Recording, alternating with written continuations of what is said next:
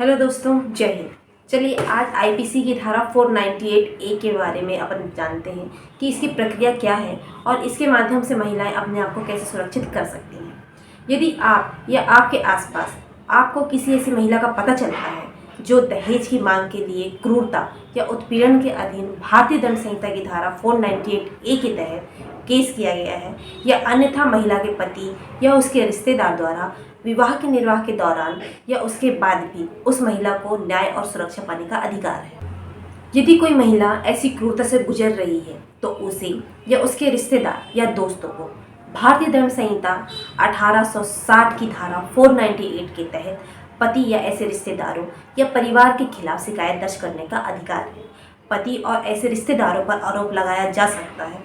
इस धारा के तहत आपराधिक या परीक्षण प्रक्रिया शुरू की जा सकती है। धारा 498 ए के तहत अपन एफआईआर की बात अब करते हैं कि अगर किसी महिला के साथ अन्याय हुआ है, चाहे वह शारीरिक हो, मानसिक हो या यौन क्रूरता हो, जो उसके अधीन रही हो, तो उसे अधिकारियों से संपर्क करने में शर्म नहीं करनी चाहिए।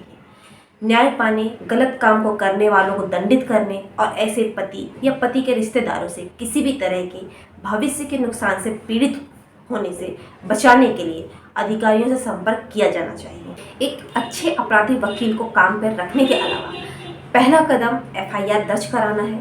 पुलिस से तुरंत संपर्क किया जाना चाहिए जो पीड़ित के लिए प्राथमिकी दर्ज करेगी। यदि पीड़ित बुरी तरीके से आहत है या शारीरिक या लिखित शिकायत एफआईआर दर्ज करने के लिए खुद पुलिस स्टेशन जाने के लिए समर्थ नहीं है या ऐसी स्थिति में नहीं है, तो कोई अन्य दोस्त या कोई रिश्तेदार जो भी पुलिस से संपर्क कर सकता है।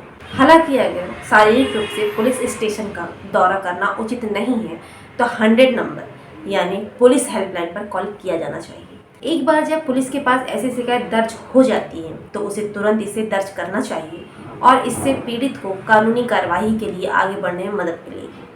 पुलिस शिकायत या एफआईआर आरोपी या गलत काम करने वाले के खिलाफ कानूनी कार्रवाई शुरू करने के लिए पहला कदम होता है।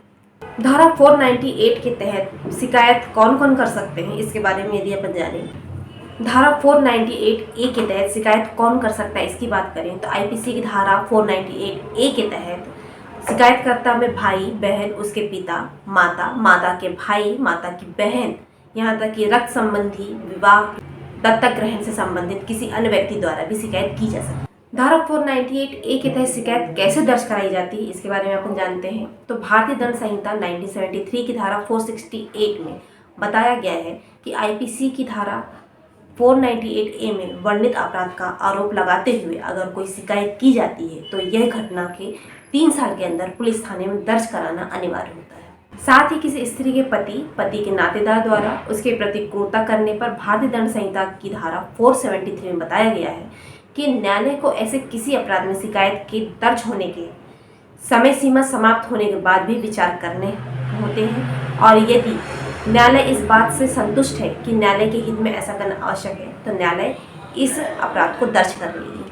सो फ्रेंड्स, आज हमने समझा कि 498 ए के तहत किस तरीके से हम एफआईआर दर्ज करा सकते हैं, मतलब इस अपराध से संबंधित पहला चरण क्या होता है इसके बारे में आज हमने समझा। उम्मीद करती हूँ कि आपको वीडियो अच्छा लगा हो। नमस्कार, जय हिंद।